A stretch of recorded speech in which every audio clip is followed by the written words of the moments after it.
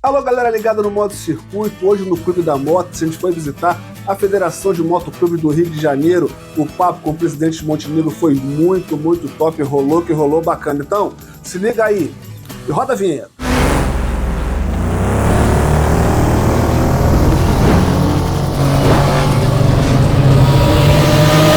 Fala aí, pessoal, tudo bem? Você que está ligado aqui no Moto Circuito, sejam bem-vindos. Hoje no Clube da Moto, a gente veio fazer uma visita super legal na Federação de Motoclube do Rio de Janeiro. A gente está sendo super bem recebido aqui pelo Montenegro, presidente. Tudo bem, Montenegro? Seja bem-vindo. Obrigado pelo seu tempo aí. E a gente vai saber tudo o que acontece aqui dentro. Por exemplo, tem motociclista e tem motociclista que faz parte do motoclube. Essa galera que faz parte do motoclube já conhece, nem todos também conhecem, que a gente está entrando agora. Então o pessoal também que nunca procurou saber, anda até com o emblema no peito, mas de repente nunca veio na associação. Então, para essa galera que não conhece, para você que é motociclista, mas não sabe do que se trata, esse é o papo. Seja bem-vindo, Montenegro, muito obrigado. E desde já eu quero perguntar o seguinte: a necessidade da federação, né? Porque tipo, a federação de motoclubes parece que é uma coisa privada só dos motoclubes, então, mas qual é a necessidade de ter uma organização que organiza as organizações, né? André, primeiro agradecer o espaço, né, que a gente sempre agradece o espaço, agradecer a Deus por a gente estar aqui hoje, né, ter acordado, estar nesse dia maravilhoso aqui, né? É uma benção, sempre tem que lembrar. E é muito importante o teu trabalho, quero ressaltar o teu trabalho, porque traz à luz, né, todo esse nosso organismo, né, que é o motociclismo, é o que a gente ama, né? Sim, a gente sempre fala de amor, né? Mas atrás do amor tem que ter muita organização, né? E para que seja duradouro. Sim, então, claro, a gente tem um motociclismo pujante, né? Lembrando dos motoclubes aí que começaram, os tradicionais, né? Que nos deram a oportunidade de estarmos aqui hoje também falando disso, né? De motoclube, de motociclismo. Então, é um organismo que ele vem se reciclando a partir dos anos, né? Tivemos muitos embates no começo, tivemos muitas dificuldades, éramos tidos, né, como os malvadões, isso, e hoje se fez necessário a gente entender e participar da sociedade. Com esse entendimento de participação da sociedade, como uma das principais hoje, eu falo para você, o motociclismo foi protagonista de muitos eventos aí que vocês viram, né, e mostramos a nossa força, né, com a nossa união. As pessoas não tinham, a sociedade não tinha ideia de como o motociclismo era poderoso. Então, nas últimas manifestações que nós tivemos, vimos milhares de motociclistas unidos numa causa, né? Independente da causa, a gente não está aqui para falar, mas aquilo mostrou muita força. Então, chegamos nesse ápice, onde a sociedade reconhece o motociclismo. E, para isso, a gente precisou, né, em 2004, né, de 2004 para 2005, houve a necessidade de fundar a Federação de Motoclube do Estado do Rio de Janeiro, para que esse órgão, a federação, representasse o motociclismo na esfera dos poderes, né?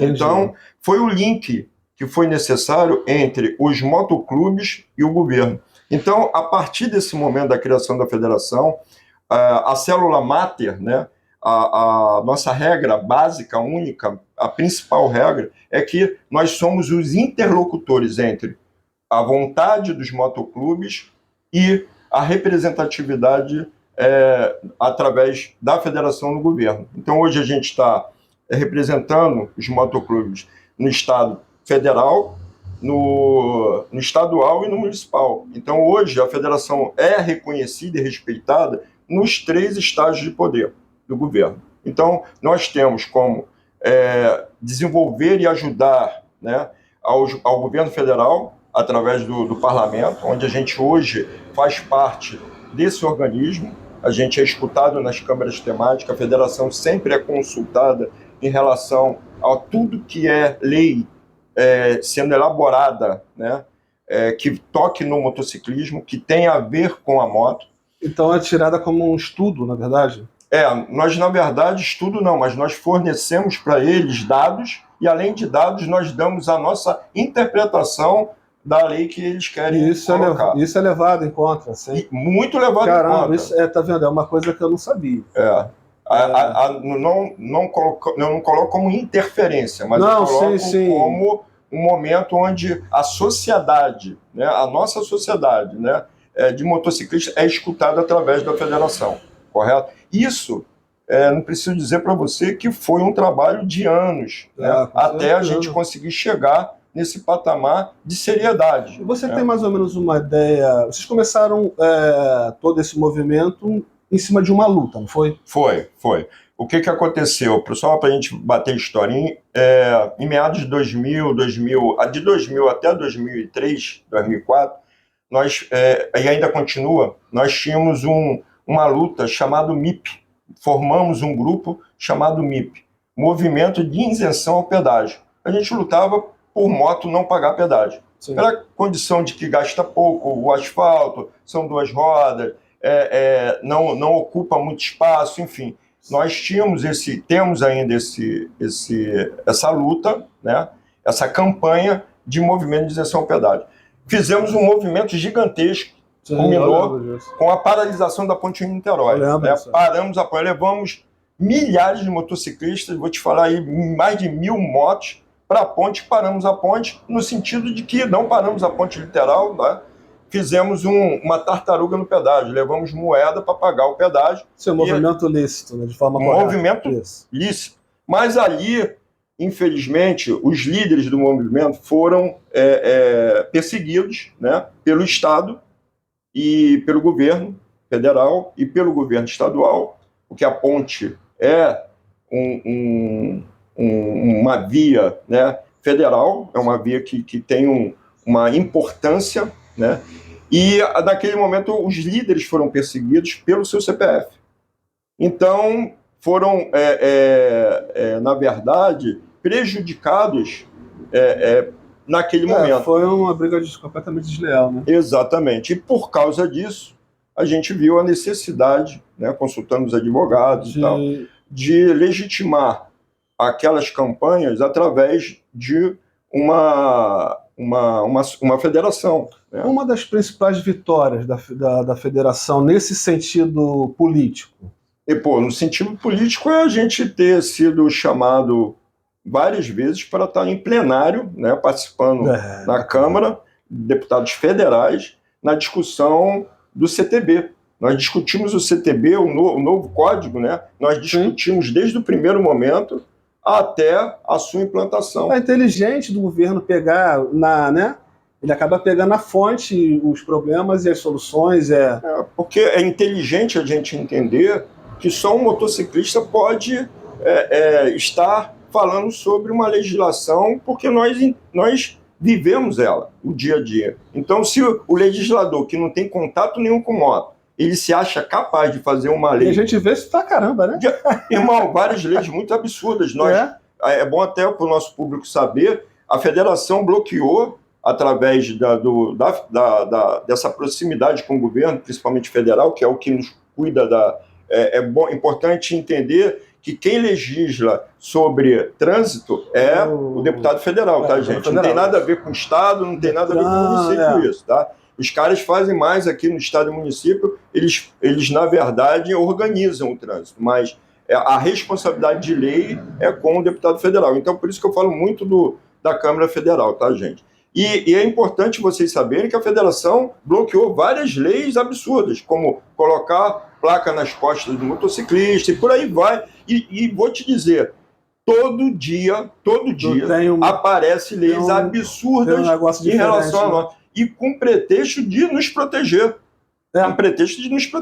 Mas que causaria danos irreversíveis à nossa condução na estrada, ou enfim, né? Então, é importante o entendimento, André, e o canal dá oportunidade para que você entenda que por trás de todo um movimento que parece irresponsável tem, né, toda uma responsabilidade e uma representatividade que vem acontecendo para que a gente tenha balizadores. E os balizadores são isso. Você me perguntou, e eu acabei não te respondendo, qual foi a principal vitória da federação? A principal vitória da federação, depois de 7 anos de briga, de luta, o motobox. O motobox, junto com o corredor virtual, foi uma defesa que nós começamos há 7 anos atrás, uma das, né? Mas porque esse temos- corredor virtual, ele tá em funcionamento ou é um estudo, né? Não. Existe as pessoas, no primeiro momento, acharam que sim, porque fazia parte da mesmo conjunto de leis, né? Sim.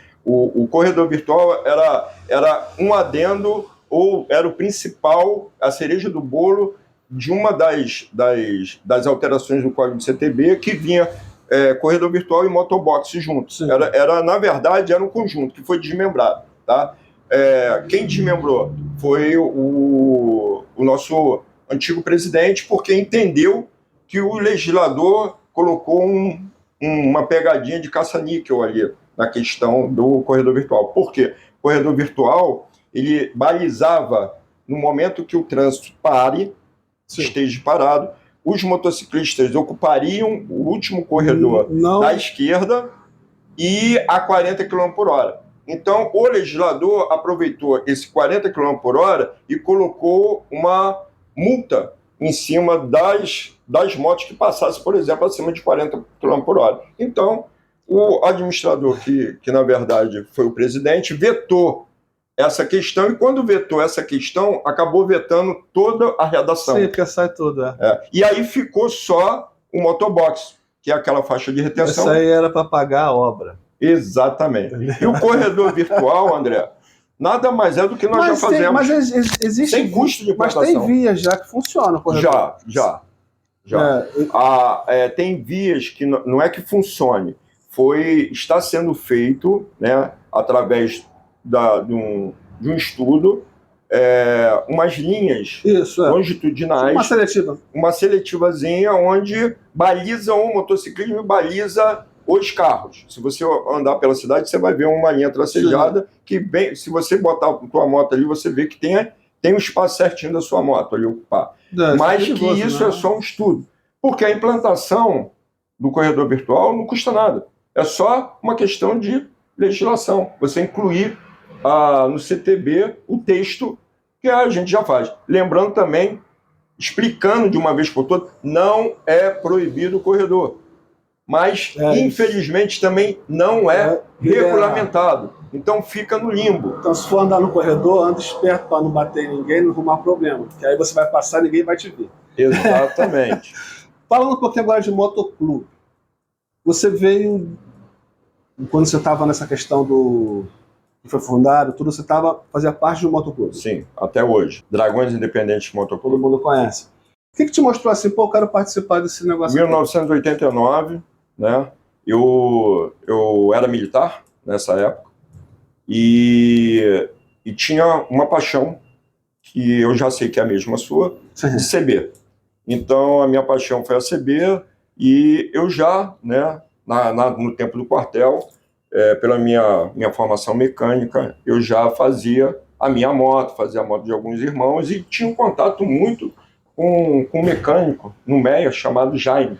Né? Jaiminho. Hoje eu conheço como Jaiminho, um excelente mecânico, um papa aí, uma pessoa que me ensinou muito, tudo que eu sei hoje. Eu devo ao Jaime, quero reconhecer aqui, honrar o Jaime em todas as minhas entrevistas, quando acontece, eu honro, porque é importante a gente honrar enquanto o cara tá aí, né? Aí o cara foi embora, não adianta. Então, irmão, o cara te dá a oportunidade, você deixa o exemplo, um próximo que vem depois de você, e assim, exatamente. E a energia boa vai... E vai fluindo, vai fluindo. Então, a gente honrar pessoas é a melhor forma que a gente tem de agradecer tudo que elas fizeram por nós. Então, em 89, a gente veio com essa visão de amor ao motociclismo, né? E ali eu conheci alguns irmãos e nós montamos os Dragões Independentes. Em 89, o movimento do clube, né? Motoclube, ele era grande? Não, né? Não. Se via muito a questão americana. Sim, né? Sim. Nós tínhamos infinitamente, nesse cenário de 1989, eram poucos clubes. A gente se conhecia pela moto, a gente se conhecia... Hoje a gente não, mas antes até o som da moto, a gente sabia, tá vindo fulano aí. Então, era bem mais assim, artesanal, como eu falo. Daí que veio bem mais tradicional. Mas daí que fervilhou a Irmandade, então, que todo mundo se conhecia. A partir de 2000, né? A partir de 2000, ano 2000, a Era 2000, tá? Ela fez o motociclismo começar a crescer, a demanda a crescer assustadoramente, entendeu? E a gente sempre fala disso, né? Nós não estávamos preparados absolutamente pela demanda que houve. E por isso que vários problemas a gente teve que aprender no meio Mas desse... muita gente junta. Sempre vai ter uma coisa ou outra, uma maré que está sendo cortada. O que a gente lamenta é não termos tempo de passar a identidade para muitos, né? Então, o motociclismo tem uma identidade, tem uma vertente, ele não começou agora. Não. Então, o maior erro, às vezes, é que nós não queremos aprender, nós não damos esse time, né? A gente não tem essa transferência de conhecimento. Informação, né? De informação. Então, hoje a gente vê que a maior dificuldade é a gente ter nos jovens, principalmente, aquele sentimento de que ele já sabe de tudo. Então, o cara pegou o Google, leu meia dúzia de coisas, o cara já acha que já é detentor de toda uma experiência. Então, o questionamento, que acho que todo mundo está aí com liberdade de se fazer o que acha que tem que ser feito, mas o tradicional, né, seria importante você aprender a sua história, de onde você vem. Você coloca um colete... Se você não sabe de onde você vem, você não sabe de que aconteceu, de onde veio, como veio. Se você não sabe de onde você veio, você não sabe. Mas desde o momento que você está com colete, você é detentor de uma história que você mesmo não sabe. Então, é importante e eu falo que sempre é a responsabilidade dos presidentes de motoclube, buscar essa história. Muitos deles não sabem, que é absurdo isso. Um líder, um presidente de clube que não conhece a história que ele deveria estar passando para os seus membros. Então, gente, um conselho aí de um cara já cascudo, cara, vamos ouvir os mais antigos, vamos ter humildade, vamos aprender, vamos ouvir. Porque quando você ouve,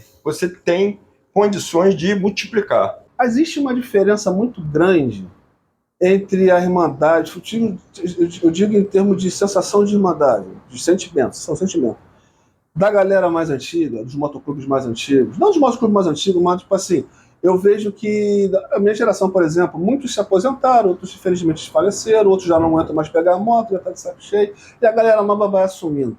Está tendo um upgrade também de ideias e de atitudes nesse sentido, quando você lembra, por exemplo, não de 89, mas de 88, mas de 2004, 2005, você já estava integrado na situação, para hoje, por exemplo, você vê, porque eu escuto algumas vezes pessoas falando, pô, tá diferente, tal, não sei o quê, e eu estou buscando essa informação na fonte, né?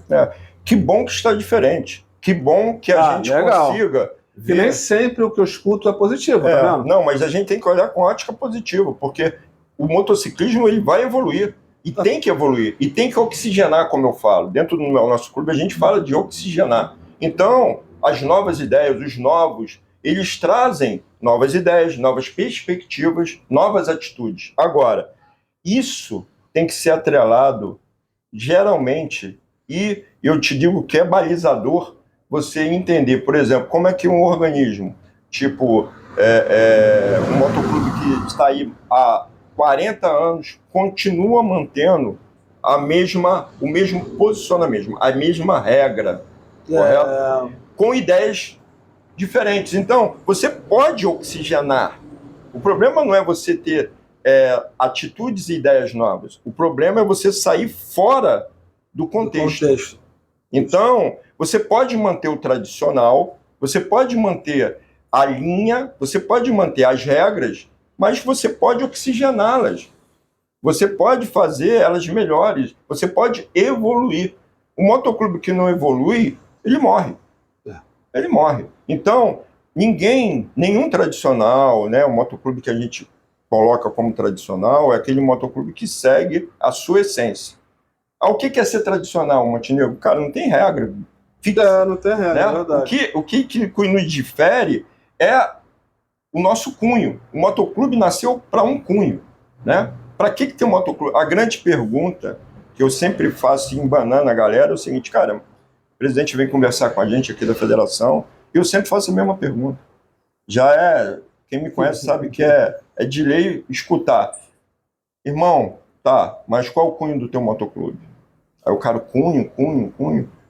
Por que você criou o teu motoclube? Por que você está criando esse motoclube? Será que no meio não existe nenhum motoclube com a mesma característica pela qual você está criando o seu? Essa é a minha primeira pergunta. Por quê? Porque a gente entende que a quantidade de motoclube é quase impossível você não se enquadrar nas filosofias que tem aí. Então, a minha pergunta sempre é não é inibir ninguém aqui está inibindo ninguém criar nada, mas será que você não teve a humildade suficiente de primeiro tentar fazer parte de algum? Essa é a pergunta que eu faço, mas é de boa. Por quê? Porque se cria-se muitos e a gente vê que a identidade ela não existe. Então você cria um motoclube para andar de moto. Para andar de moto você não precisa de motoclube. Né? Então eu sempre falo isso, gente, você não precisa de motoclube para andar de moto. Você não precisa de motoclube para estar no meio. Você precisa de identidade. Você precisa saber o que você quer e o que você busca para você. O que é um motociclismo para você? O motociclismo para você é andar de moto? Então você não precisa de um colete. Precisa de um colete. O colete simboliza e tem outras vertentes. Né? Então é importante as pessoas entenderem isso. Né? E como é que você entende? Ouvindo. Você, primeiro, antes de qualquer coisa, eu quero fundar um motoclube. Pô, vai andar primeiro, cara. Vai fazer parte de um motoclube, de outro motoclube. Você vê muitos motoclubes que... Na verdade, muito motogrupo, né? Que ele começa e logo depois ele termina.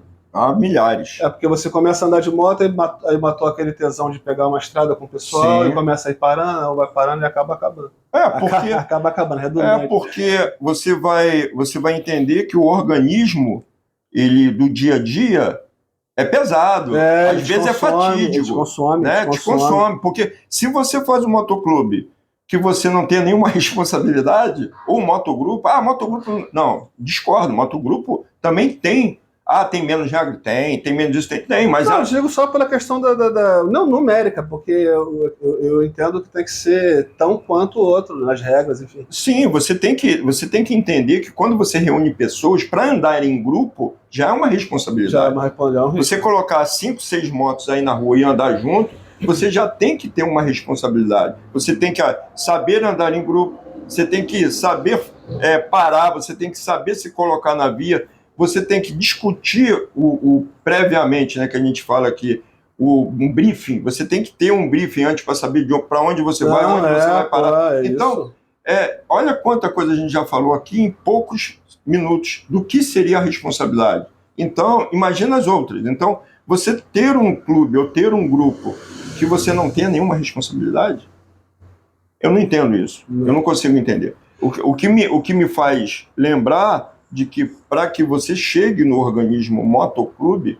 MC, né, ou no MG, no motogrupo, você tem que ter uma ideia do que você está fazendo. O que você está fazendo. Se você não tiver essa ideia, e você que tem alguma dúvida, a federação está aqui para levar esse papo. Descontrair, tá, gente? A gente aqui não dita regra. A federação é importante salientar. Claro. A gente não está no meio para ser balizador, para ser criador de regras ou para definir quem está certo e quem está errado. A gente aqui está aqui para informar e passar experiência. O motoclube que foi criado e se interessou pelo assunto da federação. Como é que ele faz? O que ele precisa para ser apto a entrar para a federação e fazer parte? Tem 2 momentos. Você pode ser cadastrado, você tem o seu clube ou o seu motogrupo, você manda para a gente a sua ata ou qualquer documento, tá? Qualquer um, não precisa ser documento que eu vou falar posterior. E o nome, o responsável e o telefone. Aí você fica cadastrado na federação. Montenegro, mas para que eu cadastro? Para que os órgãos públicos, principalmente, tenham dimensão aonde você está, de onde você faz parte e ter assim uma ideia de quantos motoclubes existem no estado. Isso é o principal a importância que a gente tem do cadastro. Isso faz parte da segurança também. Faz parte da segurança também. O cadastro não é passado para nenhum Meimart, nenhum e-mail, nada, a gente não vende cadastro. A federação tem uma preocupação com a segurança, tá? A federação faz isso quando ela quer se comunicar com os motoclubes. Você recebe e-mail da federação de alguma lei, de alguma coisa importante, ou de algum movimento, ou de alguma campanha que a federação faz. A federação faz muitas campanhas, né? Abraça muitas campanhas, né? E tem um segundo momento, que se você quiser fazer parte mesmo da organização federação, aí sim, o motoclube, o motogrupo que queira fazer parte da federação, a gente só aceita motoclubes com documentação. Então você tem que se registrar. Então você tem que existir para poder fazer parte da federação. Então como é que é isso? Você fazendo o seu RCPJ, né? Fazer o registro de pessoas civis, né? Montenegro, você também é mecânico. Sim. Essa paixão por trás das motos, como é que é isso? Como é que você olhar, chegar uma moto assim, caramba, essa moto tá parada, deixa eu mexer nessa moto aqui. O que te move para isso? Claro, a não ser da profissão, lógico. O que me move é o amor que eu tenho à motocicleta. Eu sempre brinco aqui, elas são as minhas meninas. Então, o meu amor, eu conheço as motos, geralmente eu não conheço o dono. Através da moto eu conheço o dono. Então, ela fala comigo, né? Eu desenvolvi essa capacidade de conversar com elas, entendeu? Ela parece muito louco, mas é assim mesmo. Não, quando mas uma moto chega, ela conversa comigo. Então, ela diz que está sendo maltratada, ela diz que está sofrendo, e por ela eu conheço o dono. Né? E eu separo, né? Eu falo aqui que hoje eu separo, porque depois de mais de 25 anos de profissão, hoje aqui o Montenegro ele só atende os apaixonados por moto. Então, se você for apaixonado por moto, você está no lugar certo. Tem alguma moto que você, tipo assim, essa aqui eu gosto de fazer? Por exemplo, eu gosto de mexer na CB. Eu não mexo mais em moto nenhuma, mas na CB eu gosto de mexer. Então, eu sou clínica geral, né? A gente aqui, eu não faço asepsia de motos, né? Então, qualquer motocicleta para mim é uma motocicleta. Eu atendo de 125 até Harley Davidson com o mesmo prazer, com a mesma dedicação, né? E sempre tive a preocupação de integrar os mundos. Montenegro, você deveria se especializar só numa e tal, para separar. Não, aqui não tem separação, irmão. Eu não sou esse visionário. Eu não acho que nós temos que nos separar por cilindrada. Eu sou daquela velha guarda que existe apaixonados por moto. Que a gente dá apaixonados por duas rodas. Tu é apaixonado, tu anda desde velocípede, amigo, até uma 1.200, uma 1.500, uma 1.800. Então, o cara que é apaixonado por motos é apaixonado por moto. Então, quando eu falo da minha profissão, ela engloba tudo. E respondendo o que você perguntou, aonde eu finquei a minha paixão? Na velocidade. Então, eu sempre fui apaixonado em fazer motores, né, fortes para competição. É aí que eu me satisfaço. Né? E aqui na tua oficina, você ainda faz preparação de motores ainda? Não, paramos porque com a perda do nosso autódromo, toda essa parte nossa, principalmente minha, ela ficou adormecida. A gente é promotor, né? Eu faço parte da FEMERG, que é a Federação de Motociclismo do Estado do Rio de Janeiro. Eu sou diretor de modalidade. Então, eu mantenho a chama viva, mas eu, como mecânico, eu desanimei, na verdade, por causa dessa questão do autódromo. Como você falou que você é diretor lá da FEMERG. Essa questão do autódromo, que parece que está voltando para Itatiaia. É Itatiaia, não é isso? É uma das... A FEMERG está fazendo parte disso também? Tá. Isso está realmente em andamento ou é só um projeto ou é um deslumbre de alguém? Só um projeto. A gente acompanha, e não só é um projeto da Itatiaia, mas tem vários outros municípios com o mesmo projeto. Entendi. Então é uma abertura para captação de coisas. É uma abertura.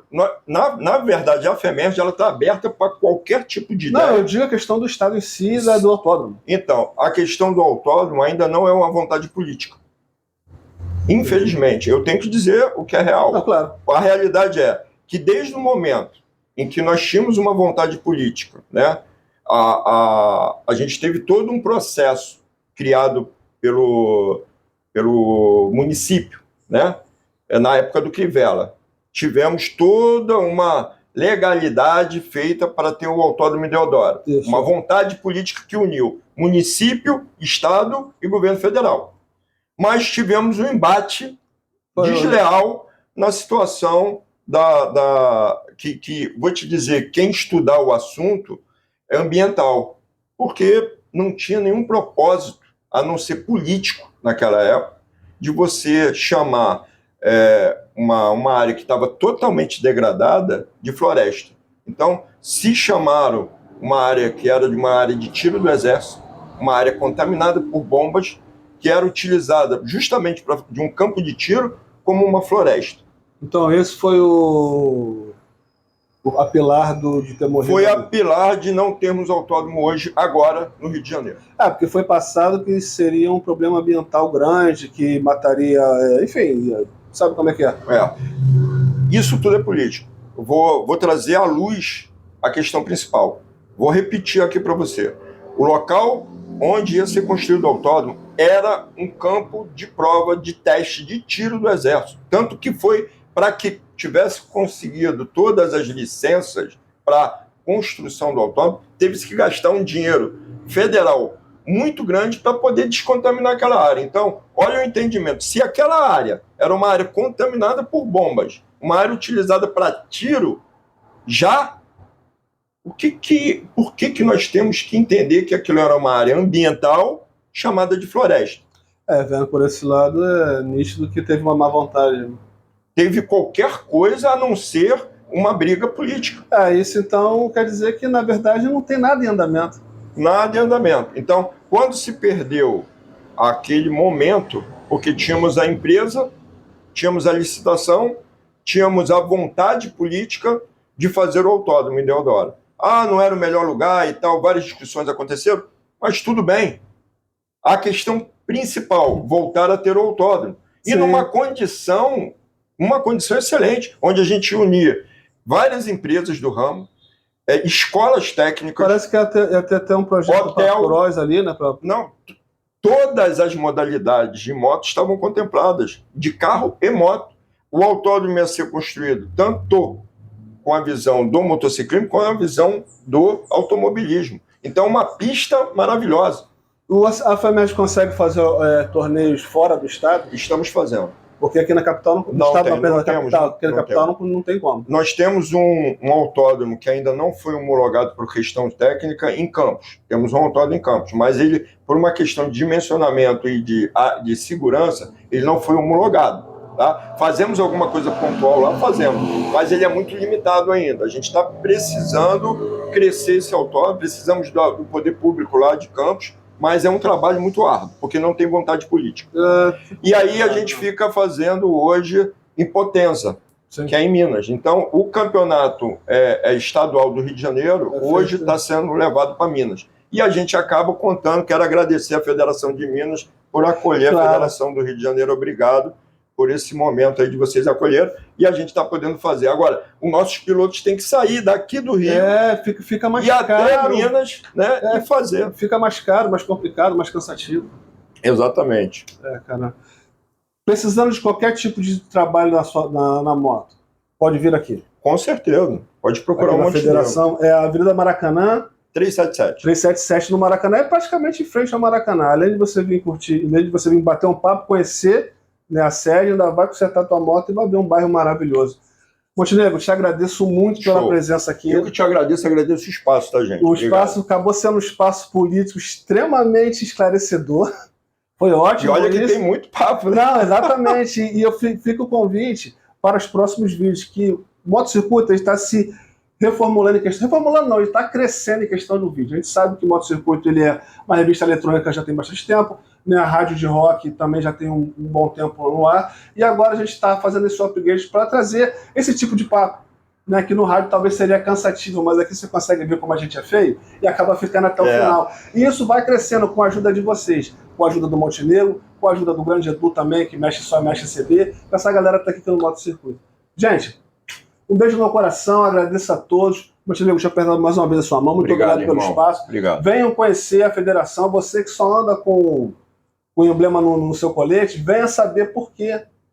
Tem muita gente que anda com emblema que ganha, né, e tal, que Exatamente. nos encontros, que são ótimos, e acaba botando, achando maneiro, mas vem conhecer também para saber por que você está andando com aquilo no peito. Um abração, gente. Valeu.